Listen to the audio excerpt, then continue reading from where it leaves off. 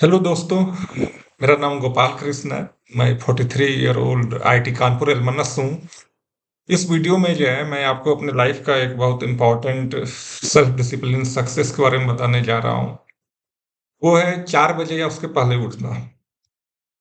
तो 4 बजे या उसके पहले उठना, उसका उसके पीछे क्या तर्क है वो मैं पहले बताना चाहूँगा।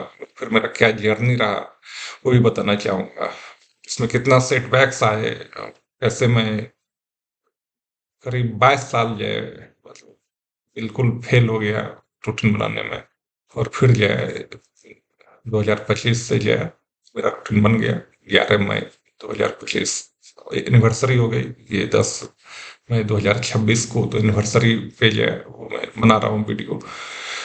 तो ब्रह्ममुहूर्त एक टर्म है। मुहूर्त जो है वो 48 मिनट का माना जाता है। तो ब्रह्ममुहूर्त जो है वो 98 मिनट पहले सूर्योदय के 98 मिनट पहले ही सूर्योदय के वहां से शुरू होता है 98 मिनट पहले, और उसके बाद 48 मिनट तक रहता है। तो बेसिकली 98 मिनट से 48 मिनट के बीच सूर्योदय के वो ब्रह्म मुहूर्त होता है। 98 से 48 मिनट। और उसका जो काफी महत्व बताया गया, उसको आप रफली कहो सूर्योदय के 1.5 घंटा पहले। 48 into 2 96 होता है ना, 96। तो 96 मिनट सूर्योदय के पहले, तो 1.5 घंटा हुआ करीब। तो इसका महत्व जो है काफी बताया गया है अध्यात्म में। और early to bed and early to rise makes a person healthy wealthy and wise, ये आपने सुना ही होगा। तो उस पे मैंने उतना ध्यान नहीं दिया था। मैं एक टाइम था जब मैं थोड़ा पहले उठता था, 4:30 5 क्लास 5 6 में। लेकिन फिर वो रूटीन पे उतना ध्यान नहीं दिया क्योंकि कोई आपको बताने वाला होता नहीं है उस समय। तो फिर आप जो है फाइनली नॉर्मल रूटीन में आ जाते हो। नॉर्मल रूटीन तो हमारा वही है, सनराइज के साथ उठना। लेकिन जब मैं आईटी कानपुर पहुंचा तो वहां पे एक स्वामी शिवानंद थे। मतलब वो अब नहीं रहे, डिवाइन लाइफ सोसाइटी। उनका एक किताब मैंने पढ़ा था, द प्रैक्टिस ऑफ ब्रह्मचर्य। तो उसमें और उससे जो ऑफ कोर्स वो तो ब्रह्मचर्य की किताब थी। तो उसमें भी 4 बजे उठने का उन्होंने बताया था। 4 बजे उठना चाहिए यदि ब्रह्मचर्य पालन करना है। और उनका 20 मोस्ट इम्पोर्टेंट स्पिरिचुअल इंस्ट्रक्शंस था। तो उसमें जो पहला चीज ही वो लिखे थे कि 4 बजे या उसके पहले उठो। ब्रह्ममुहूर्त है वो तुमको सबसे ज्यादा रिजल्ट देगा। तो ऑफ कोर्स मैं जोश में आ गया। मैं कहा कि ब्रह्मचर्य पालन करने के लिए भी इम्पोर्टेंट है। और 20 इंस्ट्रक्शन में जो पहला इंस्ट्रक्शन है यही वो दिए हुए थे। अध्यात्म में आगे जो होता है सबसे ऊंची अवस्था ब्रह्म ज्ञान, उसमें भी जाएंगे इम्पोर्टेंट है। तो मैं इसको करने लगा आईटी कानपुर में 2003 ऑनवर्ड प्राय। लेकिन मैं 10 साल तक जो है नाक रगड़ के रह गया। कुछ भी कर लिया मैं, लेकिन 20 साल का था उसमें करीब में। तो 20 से 30 साल जो है मैं नाक रगड़ के रह गया, कुछ भी कर लिया, लेकिन 4 बजे या उसके पहले उठने का रूटीन मेरा बन ही नहीं पाया। इनफैक्ट 4 बजे तो छोड़ दो, 5 बजे उठने का भी रूटीन नहीं बन पाया। तो मुझे वो शौक लगा कि ब्रह्ममुहूर्त रूटीन जो है चाह के भी नहीं बन पाया। लेकिन फिर मैं जो वहां पे जब यूएस में था, मैं 5 साल 2006 से 2011 में मैं यूएस में था। अगस्त 2006 से अक्टूबर 2011। तो वहां पे जब मैं एक मेरे मन में था कि आईटी कानपुर का मैं भी टॉप रैंकर्स हूँ, टॉप 100 रैंकर। तो मेरे मन में था कि जरा बाकी रैंकर्स का भी जो है वो पढ़े, क्योंकि उनसे मुझे एक्सेस था। मेरे बैचमेट्स थे, सीनियर थे। तो फिर तब जाके मुझे एक अजीब चीज पता चला, क्योंकि मेरे एक सीनियर हैं आईटी कानपुर के, सेकंड रैंकर थे वो जेई एडवांस में। और अभी प्रोफेसर हैं वो यूएसए में कंप्यूटर साइंस में। तो उन्होंने मुझे बताया, मैं पूछ रहा था कि आप इतना अच्छा अचीवमेंट है आपका लाइफ का, तो आप बताओ क्या आपका रहा है पूरा बचपन से स्टोरी। क्योंकि मैं सोच रहा था उससे कुछ पैटर्न समझ में आएगा तो फिर आगे चल के बताऊंगा लोगों को। तो वो देखेंगे कि कैसे इस तरह के लोग जो है अपने लाइफ को मैनेज करते हैं, तो कुछ सीखेंगे तो उनका भी सुधार होगा। हमें सीखना चाहिए ना, बेस्ट से हमें सीखना चाहिए। तो एक चीज उन्होंने बताया कि वो आइडियली 5 बजे उठना चाहते हैं, लेकिन उनसे नहीं हो पाता। मैं कहा कि यार ये जेई एडवांस का सेकेंड रैंकर जो आईटी कानपुर में 8 सेमेस्टर में उनका 10 ही था। वो बहुत मुश्किल है कि 8वें सेमेस्टर में कोई 10 ही लाए, बहुत मुश्किल है वो, बहुत कम होता है वैसा। किसी ना किसी में बी ग्रेड लग ही जाता है, लेकिन उनका 8वें सेमेस्टर में। तो मैं कहा कि यार सेकंड रैंकर 8वें सेमेस्टर में 10, और इनसे 5 बजे उठने का नहीं फॉलो हुआ। मुझे लगा कि इसका मतलब मेरा भी जो फेल्योर है कि 4 बजे उसके पहले मैं नहीं उठ पा रहा हूँ कई साल से, तो इसका मतलब है कि वो नेचुरल फेल्योर है। और एक और जो है थे आईटी जेईई एडवांस के फर्स्ट रैंकर थे, तो उनसे मैंने पूछा तो उन्होंने भी ऐसा ही कुछ जवाब दिया। अलार्म लगाता हूँ लेकिन बंद करके सो जाता हूँ। मैं कहा यार ये तो वही तो प्रॉब्लम होता है, उठने का कोशिश करो लेकिन अलार्म बंद करके सो जाओ। तो वो भी अर्ली मॉर्निंग नहीं उठ रहे। तो मैं कहा जब फर्स्ट रैंकर और सेकंड रैंकर नहीं उठ पा रहा है जेईई एडवांस का, जो बीटेक कंप्यूटर साइंस में 8 में 10 ला रहा है, और जो फर्स्ट रैंकर थे वो एमआईटी से किए थे बैचलर कंप्यूटर साइंस में, मैथ में, फिजिक्स में, तीनों में किए थे। उनका तीनों में जो है मतलब परफेक्ट ग्रेड ही था। तो जिसको आप 10/10 कहते हो वहाँ पे 4/4 होता है वहाँ पे। मतलब सब में आप एक बेस्ट ग्रेड लाओ तो 4/4 मिलता है आईटी में, तो उनका भी वही था। मैं कहा कि यार ऐसे-ऐसे लोग जो है लेजेंड, इनसे 5 बजे का रूटीन नहीं फॉलो हो रहा है, तो मुझसे यदि 4 बजे का नहीं हुआ तो क्या गलत हो गया। लेकिन फिर जो है मतलब अध्यात्म से जो है कुछ हो ही नहीं पाएगा फिर तो बहुत ज़्यादा।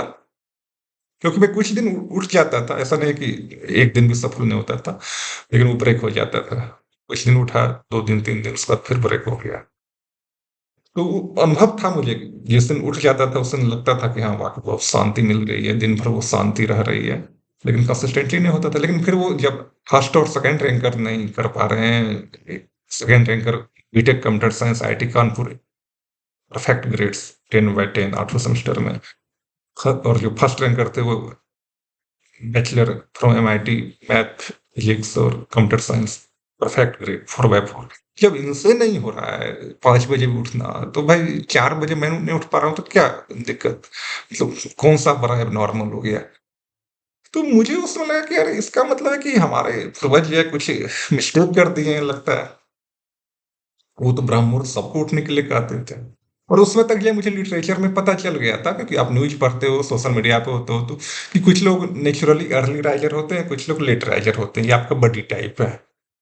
तो मुझे लगा कि इसका मतलब हमारे पूर्वज जो है उनसे कुछ मिस्टेक हो गया है, क्योंकि कुछ जब बॉडी टाइप ही लेट राइजर का है तो कैसे वो ब्रह्म मुहूर्त में उठेगा। लेकिन वो तो सबको ब्रह्म मुहूर्त में उठने के लिए कह रहे थे, तो उनका मिस्टेक है, ये पॉसिबल नहीं है। फाइनली जो है मैं 30 साल तक, 20 से 30 साल स्ट्रगल करते-करते उसी बीच मुझे इन लोगों का इंटरव्यूज़ पता चला कि वो भी नहीं उठ पाते थे, 5 बजे नहीं उठ पाते थे। तो 10 साल का फेल्योर जो है वो मुझे ऐसा हो रहा कि मैंने एक्सेप्ट कर लिया कि मैं जो है लेट राइज़र ही हूँ। वो मेरा बॉडी टाइप है, और ये बायोलॉजी को कितना कोई चैलेंज कर सकता है। तो फिर जो है मैं गिव अप कर दिया उसके बाद, और करीब 30 से 42 साल जो है मैं फाइट ही नहीं किया उसके लिए, क्योंकि मैं सोचा कि इम्प्रैक्टिकल है। तो करीब 22 साल जो है, लेकिन अंदर में था कि काश कर लेती। तो 22 साल तक जो है फेल हो गया मैं। फिर जो है मैं साइकोलॉजी का रिसर्चर रहा हूँ, मेरा प्राइमरी रिसर्च प्रोजेक्ट रहा है। तो मुझे साइकोलॉजी में एक ब्रेक थ्रू मिला, और वो ब्रेक थ्रू ये था कि आप प्रतिज्ञा जो करते हो, बहुत लंबा करते हो, 10 साल करेंगे, भर ज़िंदगी करेंगे। तो उसमें जो है मैंने एक चीज़ समझा, लेकिन मैं आपको उसका कंप्लीट वर्ज़न बताता हूँ। वो 8 पॉइंट सेल्फ डिसिप्लिन फ़ॉर्मूला में है वो। तो उससे मैं आपको बताऊँगा कि मैं फाइनली कैसे 22 साल के फेल्योर के बाद 23वें साल, जो कि 11 मई 2025 से शुरू हुआ, मैं सफल हो गया 4 बजे उसके पहले उठने में। तो उसका मैं डेटा आपको दे देता हूँ कि क्या उसका डेटा है एग्ज़ैक्ट, और फिर मैं आपको 8 पॉइंट सेल्फ डिसिप्लिन फ़ॉर्मूला बताऊँगा कि क्या उस फ़ॉर्मूला में कुछ ऐसा मैंने यूनिक खोजा, इन्वेंट कर लिया, जिससे जो है 22 साल का फेल्योर जो है वॉश आउट हो गया, और पूरा वो कांसेप्ट ही वॉश आउट हो गया कि लेट राइज़र, अर्ली राइज़र जो है वो आपका बायोलॉजी के कारण होता है। वो पूरा वॉश आउट के 22 साल के फेल्योर के बाद जब मैं अर्ली राइज़र बन गया अपने फ़ॉर्मूला से, तो इट वाज़ ऑल कि मेरे पास राइट टेक्निक ही नहीं थी। तो वो बताने के पहले जो है मैं आपको पहले कुछ डेटा दे देता हूँ कि मेरा डेटा क्या है उठने का। तो मैं जो है मेरा पहला साल जो है, जो एनिवर्सरी जो है 11 मई 2025 से 10 मई 2026, तो इसमें 365 दिन में जो है मैं मेरा 26 दिन गड़बड़ हो गया, मतलब। और 339 डेज है, मैं 4 बजे उसके पहले उठा। इस 26 दिन में जो है 14 दिन मेरा सेल्फ डिसिप्लिन का फेल्योर था, मेनली कि।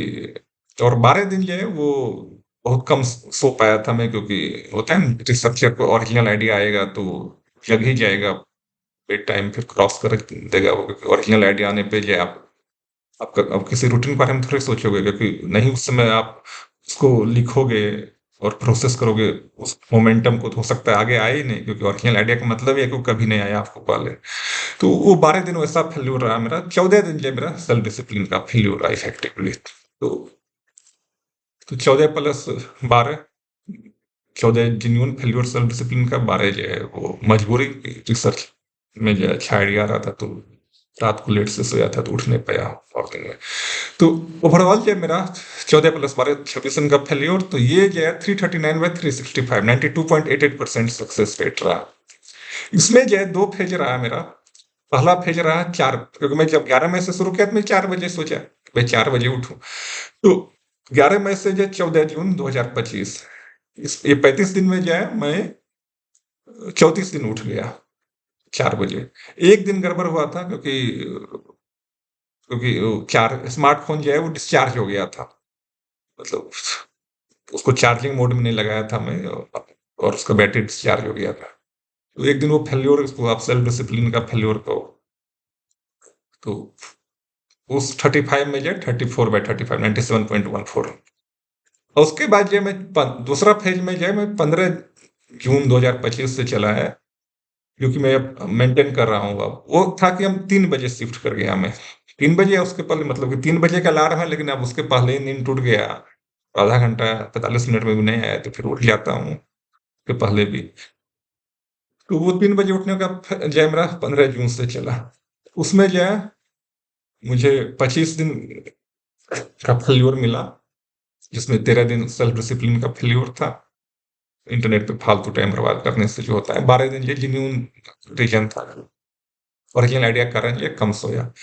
92.42% वो फेज मेरा 305/330, फेज 1 फेज 2।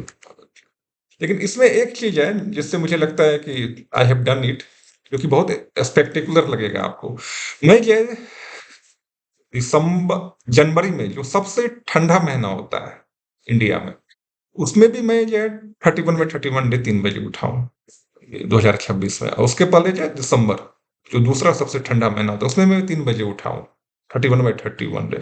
और उठने का मतलब है कि पहला 4 घंटा जगे रहना है, मतलब 3 बजे उठना मैं तभी काउंट करता हूँ जब पहला 4 घंटा यानी कि 7 बजे तक जगे रहता हूँ, तो उसके बाद ही वो 3 बजे उठने में काउंट होता है, क्योंकि उठ के आप फिर सो ही रहे हो तो फिर काउंट क्या होगा। पहला 4 घंटा जगे रहना वो मेरा मतलब लॉजिकल स्टैंडर्ड है, जो कि वैलिड है। तो एनीवे, ये मैंने आपको बता दिया अपना सक्सेस स्टोरी। और अब आपको मैं वो फॉर्मूला बताता हूँ, कौन सा ऐसा फॉर्मूला है जो 22 साल में ऐसा मैजिक कर दिया। उसको मैं 8 पॉइंट सेल्फ डिसिप्लिन फॉर्मूला कहता हूँ। उसमें पहला चीज है राइट अंडरस्टैंडिंग टेक्निक। तो राइट अंडरस्टैंडिंग टेक्निक तो आप समझते ही हो, क्या अंडरस्टैंडिंग है वो समझिए। और उस अंडरस्टैंडिंग को आपको मजबूत करना है तो आप देखिए, उसके लिए एग्जाम्पल्स खोजिए, कौन वो सेल्फ डिसिप्लिन फॉलो करने से क्या फायदा होता है, नहीं करने से क्या घाटा होता है। और उसको जो है आप समझिए अच्छा से। तो 4 बजे उसको पहले उठने से क्या फायदा होगा? ऑफ कोर्स फायदा ये होगा कि आपको आपका मन इतना शांत रहेगा दिन भर, कि वो शांति जो है आपको 50% तो आपको मतलब 16 घंटा के बाद भी जो है, उसमें तो खैर आपको पूरा फील हुआ शांति, लेकिन उसका उस समय का शांति का 50% कम से कम जो है ना, आपको 16 घंटा के बाद भी फील होता है। जैसे अभी मैं 3 बजे उठता हूँ, तो 3 बजे उठता हूँ तो 3 से 6 जो है वो तो मतलब पूरा का पूरा शांति है। लेकिन वो शांति का 50% जो मुझे शाम को 6 बजे तक फील होता है। तो कितना गैप हो गया? 15 घंटा, 15-16 घंटा के बाद भी वो फील हो रहा है 50% कम से कम वो साइलेंस। तो इतना ज़्यादा साइलेंस जब आपके अंदर आ जाता है तो आप बहुत शांति आ गई, शांति आ गई तो आपका कंसंट्रेशन पावर बढ़ेगा, मेमोरी पावर बढ़ेगा। और उस कारण से आपका थिंकिंग पावर बढ़ेगा। तो इफ़ेक्टिवली जो है आपका जो क्वालिटी है वो इतना बढ़ जाता है कि आप देखोगे 1 साल होते-होते कि आपको पता चल जाएगा कि मैं इफ़ेक्टिवली जो है 2 घंटा ज़्यादा मुझे मिला हर दिन। तो मतलब 24 1 दिन में 24 घंटा होता है, लेकिन इफ़ेक्टिवली आप जो है 26 घंटा पा लेते हो। क्योंकि क्वालिटी इतना ज़्यादा आपका माइंड का बढ़ जाता है कि 2 घंटा आप ज़्यादा ही जो है आपका मतलब आउटपुट निकलता है हर दिन। काम में भी निकलता है और आप रेस्ट करते हो तो रेस्ट में भी जो है वो डेप्थ होता है। तो आपका मतलब 2 घंटा आप ज़्यादा काम कर रहे हो basically effectively just due to the improvement in your peace and के कारण जो कंसंट्रेशन और मेमोरी और एनहांस थिंकिंग पावर में जो इम्प्रूवमेंट होता है, अंडरस्टैंडिंग एंड थिंकिंग। तो ये राइट अंडरस्टैंडिंग में आता है। रोल मॉडल टेक्निक की जहाँ तक बात है तो रोल मॉडल तो मतलब अब बहुत रोल सारे योगी रोल मॉडल ही हैं। बाबा नानक तो खुद ही जो है 3 से 6 को अमृत काल कहे हैं। रामकृष्ण परमहंस भी 3 बजे उठते थे, माँ शारदा माँ भी 3 बजे उठती थी। तो 3 से 4 जो है वो तो बहुत कॉमन है। साढ़े 3 बजे तो शिवानंद महाराज खुद उठते थे डेली। तो 3 से 4 तो मतलब अध्यात्म में वो बहुत कॉमन है। और तो ये तो रोल मॉडल तो बहुत है। और आगे चल के 8 पॉइंट सेल्फ डिसिप्लिन फॉर्मूला फैलेगा तो 25 साल में मेरा गोल है कि मैं पूरे दुनिया को जो है मोटिवेट करके कि आप 10 साल के बाद जो है आप यही रूटीन फॉलो करो और 8 पॉइंट सेल्फ डिसिप्लिन फॉर्मूला जो है उससे हो जाएगा ये। अर्ली राइजर और लेट राइजर की बात नहीं है। It requires a very powerful formula जो नहीं था पहले, अब मैं दे रहा हूँ आपको फ्री ऑफ कॉस्ट। तो 25 साल में मैं पूरी दुनिया को शिफ्ट करना चाहता हूँ क्योंकि ये ब्रह्म मुहूर्त में मतलब सूर्योदय के 1.5 घंटा या उसके पहले उठने का रूटीन में, क्योंकि मुझे लगता है कि इससे इतनी शांति आ जाएगी, वो कलेक्टिव पीस और उससे जो collective happiness, concentration power, memory, thinking power, understanding power, ये सब इतना बढ़ जाएगा कि क्राइम्स भी खत्म हो जाएगा दुनिया से और सुसाइड्स भी खत्म हो जाएगा, बुलिंग भी खत्म हो जाएगी और जो एक्सीडेंट्स होता है वो सब भी खत्म हो जाएगा, क्योंकि सब तो अंदर में ही है ना, यहीं से शुरू होता है सब। तो वो कलेक्टिव लेवल पे हुआ है, लेकिन उसके लिए 10 साल के बाद सबको मोटिवेट करना होगा कि आप ये रूटीन फॉलो करो। फायदा इससे बड़ा फायदा क्या होगा कि आप इफेक्टिवली 2 घंटा ज्यादा आपको मिल रहा है लाइफ में हर दिन। 24 घंटा के बदले 26 घंटा आप इफेक्टिवली पा रहे हो, दिन भर शांति ऐसा आपको मिल रहा है, तो मोर देन एनफ है। और 1 साल में तुमको खुद पता चलेगा कि उनका लाइफ ही फंडामेंटली चेंज हो गया है। तो यार इतना पीस जो है आप एक्सपीरियंस कर ही नहीं सकते हो यदि आप सूर्योदय के साथ उठते हो। तो this is very very high level peace, इसका कोई कंपेरिजन नहीं है। जो लेट राइजर पीस फील करते हैं, क्योंकि मैं दोनों साइड में रहा हूँ, लिटरेचर का पीस जो है इस पीस को मैच कर ही नहीं सकता है। तो मजबूरी का कुछ ऐसा नहीं है, ये सब कर सकते हैं इस फॉर्मूला की सहायता से। तो राइट अंडरस्टैंडिंग हो गया टेक्निक 8 पॉइंट में, एक पहला। दूसरा हो गया रोल मॉडल टेक्निक। तीसरा हो गया एनवायरमेंटल रेगुलेशन टेक्निक। तो एनवायरमेंटल रेगुलेशन ये है कि आपको जो है थोड़ा सही टाइम पे सोना होगा, उसको मतलब फर्म बनाना होगा कि जो मेरा सही टाइम है उस पे मैं सोऊं। फिर है इंक्रीमेंटल सेल्फ डिसिप्लिन टेक्निक। ये जो बड़ा इंपॉर्टेंट है। इंक्रीमेंटल सेल्फ डिसिप्लिन टेक्निक का 2 पार्ट है। पहला पार्ट है कि आप जो है प्रतिज्ञा जो है 1 दिन का करो बस। क्योंकि विल पावर जो है केवल एक टाइप का नहीं होता है, विल पावर 2 टाइप का होता है। एक होता है टोटल विल पावर, एक होता है इफेक्टिव विल पावर। तो effective will power equal to total will power बटे ड्यूरेशन ऑफ वाव। तो टोटल विल पावर जो है जिसको आप हिंदी तो थोड़ा मुश्किल लग रहा है इसका निकालना। पूर्ण इच्छा शक्ति को इफेक्टिव का जो है उसको कार्यकारी इच्छा शक्ति को लेकिन मुझे लगता है कि इंग्लिश कार्यकारी से ज्यादा इफेक्टिव ही लोग समझेंगे। तो तो कार्यकारी इच्छा शक्ति या effective will power equal to पूर्ण इच्छा शक्ति बटे प्रतिज्ञा का ड्यूरेशन। कितना समय के लिए प्रतिज्ञा कर रहे हो। प्रतिज्ञा का समय आप बढ़ाओगे, आपका इफेक्टिव विल पावर क्या होगा, वो कम हो जाता है। तो प्रतिज्ञा का ड्यूरेशन कम करोगे तो इफेक्टिव विल पावर बढ़ जाता है। कंसंट्रेशन पावर का ये प्रिंसिपल है। जैसे आप देखो, आप जो है ये वो यूज़ करते हो, लेंस वो एक्सपेरिमेंट किए ही होंगे लेंस से कागज को जलाने का और आपका सूखा पत्ता जलाने का, तो आप देखोगे कि 50 डिग्री टेम्परेचर पे भी जो है कोई कागज नहीं जलता है। आप सूरज में रख दो कागज को, कोई कागज नहीं जलेगा। 50 डिग्री भले ही टेम्परेचर है तो 45 में भी नहीं जलेगा। लेकिन आप लेंस यूज करो तो आप ठंड के मौसम में जब 5 डिग्री टेम्परेचर है उस समय भी जो है आप जला सकते हो, क्योंकि वो 5 डिग्री टेम्परेचर में हीट कम है ऑब्वियसली, लेकिन कंसंट्रेट कर लिया आपने लेंस की सहायता से, वो जल जाता है। तो ये होता है कंसंट्रेशन का पावर, और इफेक्टिव और टोटल विल पावर में यही गेम चल रहा है। तो सबसे कम प्रतिज्ञा जब करेंगे तो सबसे ज्यादा इफेक्टिव विल पावर होगा। सबसे कम प्रतिज्ञा कितना कर सकते हैं? एक दिन का कर सकते हैं, तो एक दिन का प्रतिज्ञा करेंगे। तो गोल भले ही आपका पूरी जिंदगी का हो, मेरा गोल जो है पूरी जिंदगी में 4 बजे उसके पहले उठने का है, लेकिन प्रतिज्ञा एक दिन का करता हूँ, बस कल का प्रतिज्ञा। फिर कल उठा और 4 घंटा पूरा हो गया, मतलब टिक कि हाँ उठ गया, तो 3 बजे कल उठा और 7 बज गया, तो मतलब हो गया आज उठना वैलिड। तो फिर जो है प्रतिज्ञा कर लिया अगले दिन होगा, बस एक दिन का प्रतिज्ञा। वही तब आप इफेक्टिव विल पावर अल्टीमेट होता है। टोटल विल पावर आप बहुत ज्यादा बढ़ा नहीं सकते हो, 10-20% बढ़ने की चीज है। इफेक्टिव विल पावर आप बढ़ा सकते हो, और उसका वही तरीका है, तो क्या या एक दिन का करो केवल। और गोल भले ही वर्जन के का, इसको ऐसे समझिए कि माउंट एवरेस्ट पे चढ़ना आपका गोल है, लेकिन प्रतिज्ञा आपको करना है अगले 20 फीट, अगला 20 फीट अच्छा से चढ़ेंगे। वो जब हो गया फिर अगला 20 फीट अच्छा से चढ़ेंगे। तो लक्ष्य और प्रतिज्ञा अलग चीज है। लक्ष्य भले ही पूरी जिंदगी करने का हो आपको डिसिप्लिन, लेकिन प्रतिज्ञा बस एक दिन का करना है। तो माउंट एवरेस्ट के एनालॉजी से आप समझ गए होंगे। तो आपका इफेक्टिव विल पावर बहुत अच्छा होता है। ये पैराडाइम चेंजिंग टेक्निक है जो कि मैं 22 साल मिस किया, और ये नंबर वन फैक्टर है कि मैं फेल हुआ, और ये नंबर वन फैक्टर है कि मैं अब सफल हो गया। और इंक्रीमेंटल सेल्फ डिसिप्लिन जो है उसका एक दूसरा पक्ष है कि आप यदि कोई चीज एकाएक नहीं कर पा रहे हो, कोई सेल्फ डिसिप्लिन, तो आप उसमें जो है उसका जो क्वांटिटी है वो धीरे धीरे घटाओ। जैसे मान लो कि किसी का रूटीन अभी 6 बजे उठने का है, और वो कई साल से एकदम पक्का, और वो 4 बजे उठने का कोशिश कर रहा है, लेकिन वो देख रहा है कि दिक्कत हो रही है उसको। तो एक दिन का प्रतिज्ञा तो एक है इंक्रीमेंटल सेल्फ डिसिप्लिन की बात, लेकिन एक और पार्ट है कि आप जो है मात्रा, जो आपका टारगेट है वहां तक आप धीरे धीरे पहुंचो। यदि आप सीधे जंप करने में दिक्कत हो रही है, तो मान लो किसी को जो है एक दिन का प्रतिज्ञा के बाद भी ये दिक्कत हो रही है 6 से 4 शिफ्ट करने में, तो फिर जो है वो उस गोल को जो है इंक्रीमेंट में ले।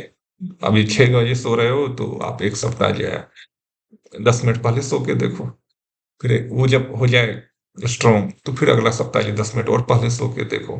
फिर यही करते करते जो आप देखोगे कि मतलब 6 सप्ताह में जो 1 घंटा शिफ्ट हो गया, 12 सप्ताह में जो है 2 घंटा शिफ्ट हो गया, तो 6 से आप 4 पहुंच जाओगे। और 12 सप्ताह कितना होता है इफेक्टिवली? 3 मंथ होता है। तो इसको कहते हैं इंक्रीमेंटल सेल्फ डिसिप्लिन का दूसरा पार्ट है। पहला पार्ट एक दिन की प्रतिज्ञा, दूसरा पार्ट है कि यदि सीधा सीधी गोल नहीं अचीव हो रहा है तो गोल तक जो इंक्रीमेंट पहुंचो, डायरेक्ट जंप ही मत। दोनों मिला के, लेकिन मैं तो डायरेक्टली जंप कर गया। एक दिन की प्रतिज्ञा इतना इफेक्टिव साबित हुई कि सीधे मैं 6 बजे 7 बजे उठता था, सीधे जो 4 बजे अगले दिन से उठने लगा। तो है ये पावरफुल दे। पहली बार ट्राई करो आप सीधे करने का, सीधे पहली बार जब वो नहीं हो पाए, कि बहुत लोगों को हो जाएगा, मुझे तो हो गया, तो बहुत लोगों को और को भी होगा। और वो नहीं हो तब जो है इंक्रीमेंटल डिसिप्लिन का दूसरा पार्ट यूज करो कि इंक्रीमेंट में जो है गोल तक पहुंचे, और प्रतिज्ञा बस एक दिन का करें कि भाई आप 10 मिनट पहले उठने कर रहे हो कि एक सप्ताह 10 मिनट पहले उठेंगे, लेकिन प्रतिज्ञा बस कि 6:50 में उठना है, 5:50 में उठना है, तो कल उठना है केवल, उससे ज्यादा नहीं। गोल और प्रतिज्ञा का अंतर समझो। प्रतिज्ञा बस कल का, गोल भले ही हो कि एक सप्ताह उठेंगे फिर 10 दिन और घटा देंगे, गोल एक अलग चीज है। माउंट एवरेस्ट पे चढ़ना गोल है, लेकिन अगले 20 फीट अच्छा से चढ़ना है, उसका ही केवल प्रतिज्ञा करना है। तो एक दिन का प्रतिज्ञा हमेशा से करो। और उसके बाद जो है target track, rate and reward और punish yourself technique, TTRRP technique है। तो TTRRP टेक्निक जो है उसमें आप टारगेट सेट करते हो, उसको ट्रैक करते हो, मतलब उसको लिखते हो, उसको रेट करते हो, रिवार्ड और पनिश करते हो। तो रिवार्ड तो खैर आपको नेचुरली भी मिल जाता है, लेकिन कुछ आपको एक्स्ट्रा लेना है तो आप एक्स्ट्रा भी ले सकते हो उसका रिवार्ड। डेली आप कुछ अपने आप को टॉफ़ी दे सकते हो, स्नैक दे सकते हो, कोई कोई भी लो कैलोरी हाई कार्ब यदि हो तो, या हाई कार्ब भी हो तो कम अमाउंट में। और एक रिवार्ड तो ऑफ कोर्स वही है कि वो डिसिप्लिन जो है उसका अपना फ़ायदा है, तो वो आपको मिल ही जाएगा। और पनिशमेंट में जो है मैंने एक बनाया है अलग, वो भी बहुत बड़ा टाइम चेंजिंग है पनिशमेंट टेक्निक। तो उसको मैं कहता हूँ revolutionary punishment technique, RPS. RPS जो है वो क्या है, वो टीटीआरआरपी का ही पार्ट है। तो इसमें क्या है कि आप इसको मैं 28 मई को 2025 को डेवलप किया था। तो आरपीएस जो है वो बताता हूँ आपको, रिवोल्यूशनरी पनिशमेंट सिस्टम टीटीआरआरपी का ही पार्ट है। टीटीआरआरपी का पार्ट वो सेल्फ डिसिप्लिन फॉर्मूला है, उसमें आपको मिलेगा। तो ये जो है इसमें क्या है ना कि 3 वर्ज़न है इसका, लेकिन इसमें इसमें क्या है कि आपको जिसका हाथ फ्री हो और जो बोल सकता है वो उल्टा कान पकड़ के करे, और जिनका वो नहीं है वो मतलब उस हिसाब से करना होगा, बिना हाथ यूज़ किए, या बोल भी नहीं सकते तो मन ही मन बोल के करना होगा। तो उसमें क्या है कि छोटी-मोटी गलती पे जो है 10 बार, और क्या बोलना है, तो मैं जैसे बोलता हूँ कि हे भगत सिंह मेरे इस पाप को माफ़ कर दो, हे भगत सिंह मेरे इस पाप को माफ़ कर दो। तो लगातार बोलता हूँ आँख खोल के और उसको सुनता हूँ। तो पहला वर्ज़न है कि 10 राउंड किया छोटा-मोटा गलती पे, और ज़्यादा बड़ा गलती है तो 5 मिनट, और बड़ा गलती है तो 5 मिनट का 2 बार। अब 5 मिनट तक जब मतलब 10 बार भी करने में जो है वो फ़र्क पड़ता है, और बड़ा गलती पे जब आप 5 मिनट का 2 सेशन लगा लोगे तो कम से कम 10 दिन दिमाग में आपको याद रहेगा कि नहीं करना है। तो इसमें क्या है कि आपको कोई हार्म नहीं हो रहा है, 5 मिनट तक लगातार भी आप करते हो, तो कोई हार्म नहीं होता है। आप ना फिजिकल हार्म होता है, ना साइकोलॉजिकल हार्म होता है, और आप लेकिन आप अकेले भी करोगे तो आपको बहुत एम्बैरेस करेगा। लेकिन शर्त ये है कि आप उस व्यक्ति को चुनो जिसके साथ आपका सबसे ज़्यादा इमोशन लिंक है, चाहे वो आपके फैमिली के कोई मेंबर हों, कोई दोस्त हो, आपका बच्चा हो, कोई गुरु हो, कोई महामानव हो। तो भगत सिंह जैसे उनसे मैं सबसे ज़्यादा इमोशनली अटैच रहा हूँ बचपन से ही, तो मैं उन्हीं का यूज़ कर लेता हूँ, क्योंकि बेसिक बात वही है कि जिससे आपका सबसे ज़्यादा इमोशन जुड़ा है, उसका आप यूज़ करो, तो फिर आपको सबसे ज़्यादा जो है फ़ायदा होगा, चाहे वो कोई भी हो। 1 मिनट।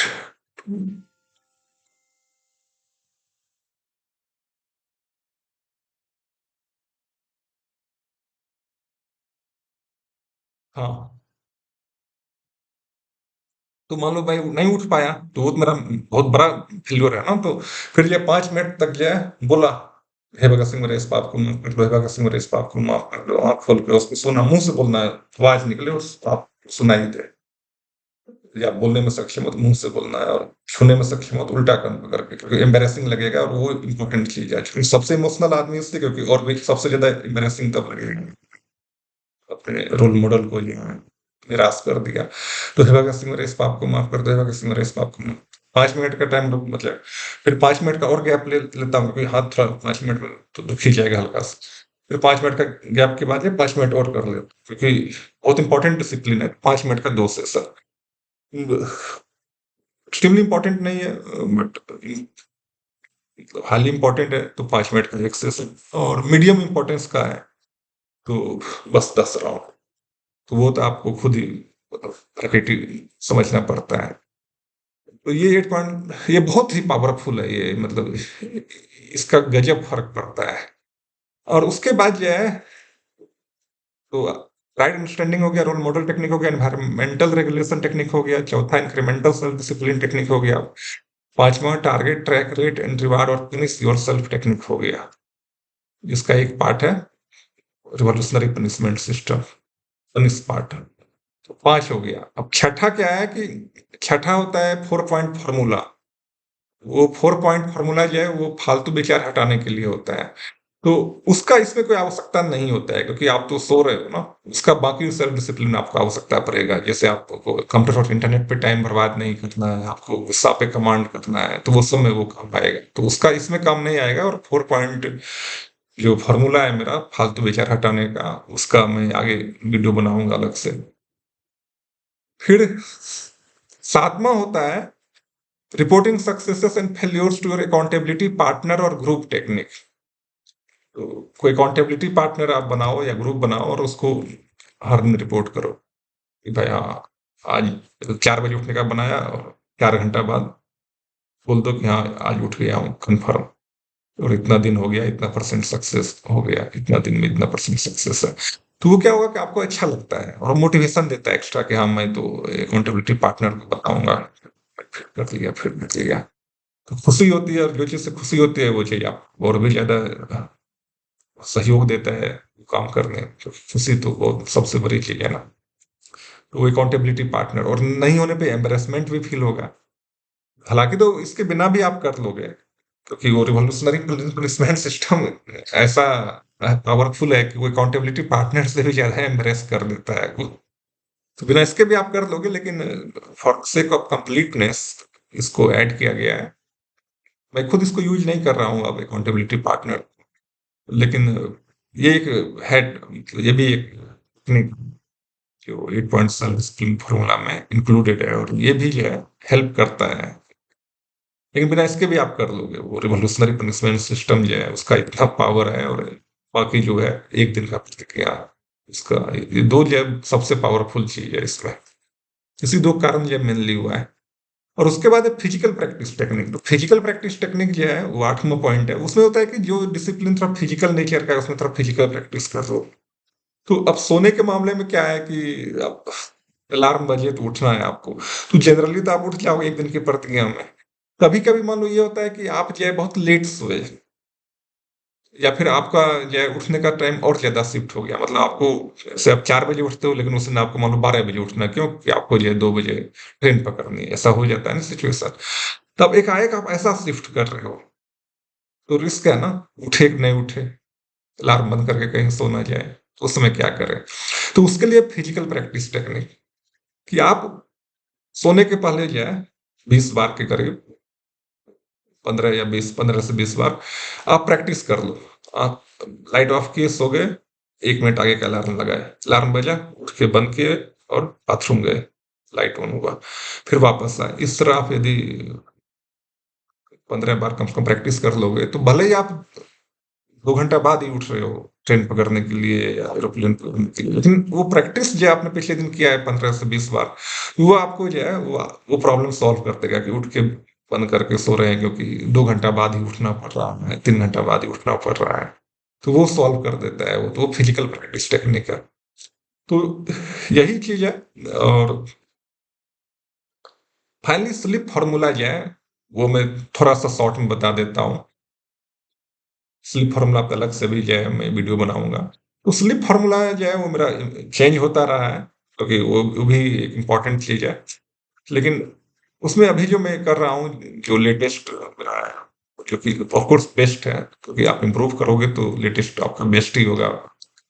वो ये है कि मैं जो है 8 घंटा तो सोता ही हूँ मैं, और पहले जाके सोता हूँ, मतलब कि 20 मिनट पहले ही बेड चला जाता हूँ, ताकि 20 मिनट तो नींद लग ही जाएगा। लाइट ऑफ करके बायाँ करवट, और हेड को जो है पूरब या साउथ में, क्योंकि पश्चिम से पूरब की ओर जो है सूरज मतलब धरती घूमती है।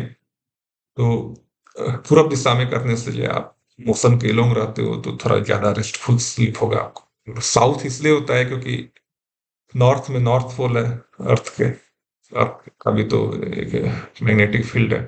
तो नॉर्थ में उसका नॉर्थ पोल है, नॉर्थ डायरेक्शन में, साउथ में उसका साउथ साउथ पोल है। और आपका स्पाइन में भी जो है, जो हेड है, आपके स्पाइन में भी जो है मैग्नेटिक फील्ड है, और इसका नॉर्थ पोल नॉर्थ में है, और लोअर पार्ट ऑफ स्पाइन में जो है वो साउथ है। तो आप नॉर्थ में हेड करोगे तो नॉर्थ और नॉर्थ एक साथ होगा, तो वो रिपल्सन करता है, वो आपका स्लिप बहुत डीप नहीं होगा। इसलिए नॉर्थ के बदले जो आप सुना है तो साउथ में सोइए, ताकि आपका नॉर्थ अर्थ के साउथ से अलाइन हो, जो कि अट्रैक्शन करेगा और वो आपको ज़्यादा रेस्ट देगा। तो या तो ईस्ट में या साउथ में सोइए। तो एक तो ये चीज़ है।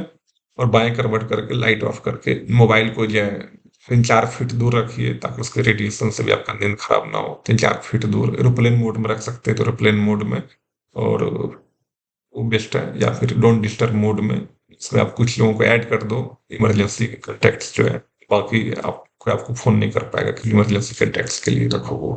मैं don't disturb mode he use करता हूँ और 3-4 फीट दूर।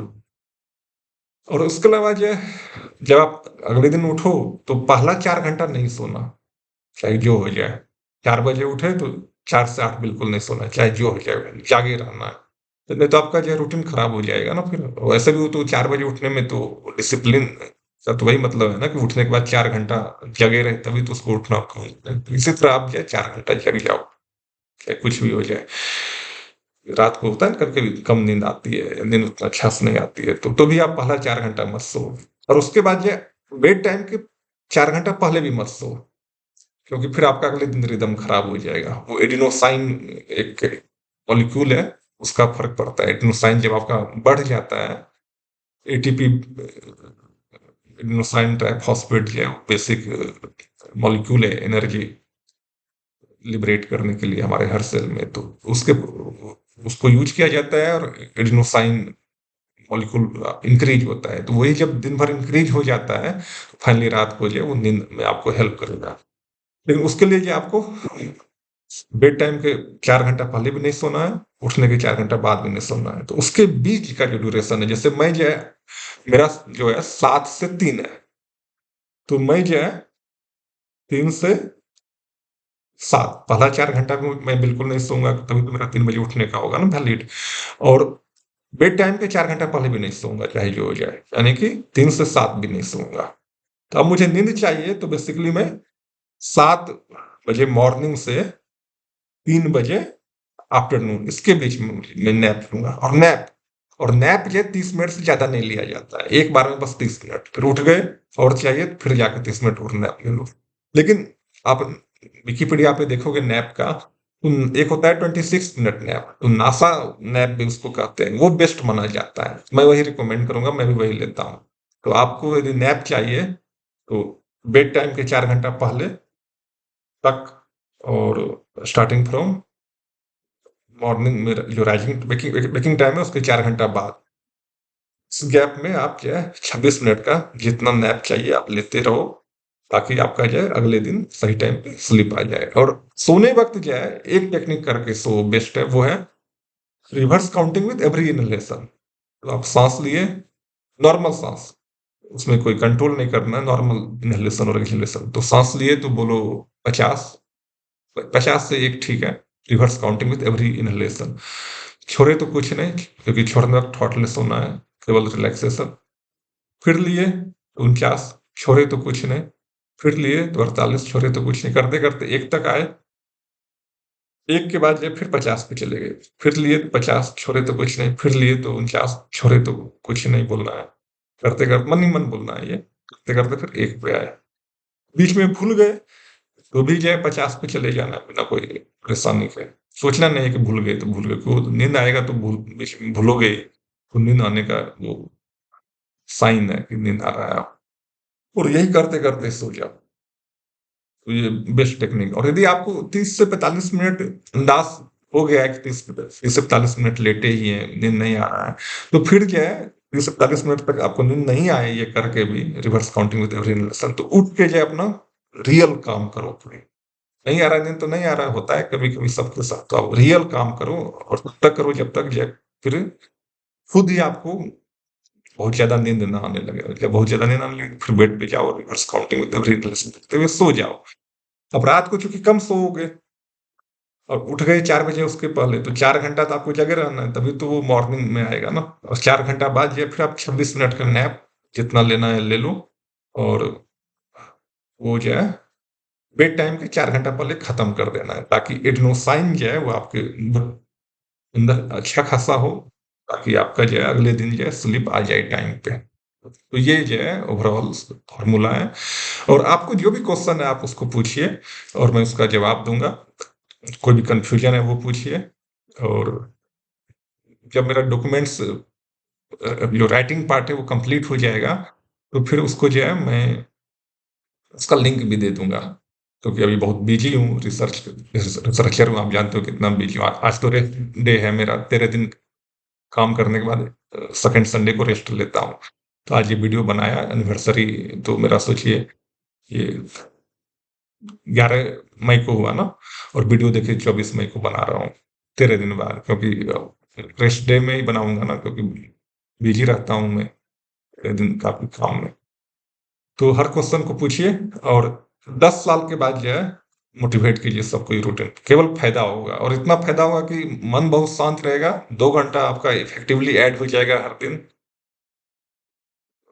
24 के बदले 26 घंटा क्योंकि पीस के कारण या कंसंट्रेशन मेमोरी अंडरस्टैंडिंग थिंकिंग सब इतना एनहांस हो जाता है वो आप 1 साल में खुद ही समझ जाओगे और 1 साल आप इसको कर लोगे तो भर जिंदगी करके ऑफकोर्स जो मजबूर है नाइट रूटीन ही है उनका उनकी अलग बात है लेकिन जो भी कर सकते हैं इसको करें और यदि हम 25 साल में जब इम्यूनिटी को पूरा शिफ्ट कर दे सूर्योदय के 1.5 घंटा या उसके पहले उठने के रूटीन में तो फिर इतना शांति आएगी और इतना अंडरस्टैंडिंग आएगी कलेक्टिव लेवल पे कि ना कोई क्राइम होगा ना कोई सुसाइड होगा ना कोई बीमारी होगी ना कोई बुलिंग होगी और ना कोई एक्सीडेंट होगा तो collective peace and maturity and thinking power तो थैंक यू वेरी मच इसको वीडियो को लाइक कीजिए कमेंट कीजिए शेयर कीजिए और मेरे चैनल को सब्सक्राइब कीजिए इसको बाकी लोगों को भी बताइए और जो भी क्वेश्चन है उसको पूछिए मैं आपको रेस्ट डे में जो है उसका जवाब देने की पूरी कोशिश करूंगा और वर्किंग डे में भी यदि थोड़ा बहुत टाइम मिला तो कुछ क्वेश्चन का जवाब मैं वर्किंग डे में भी दूंगा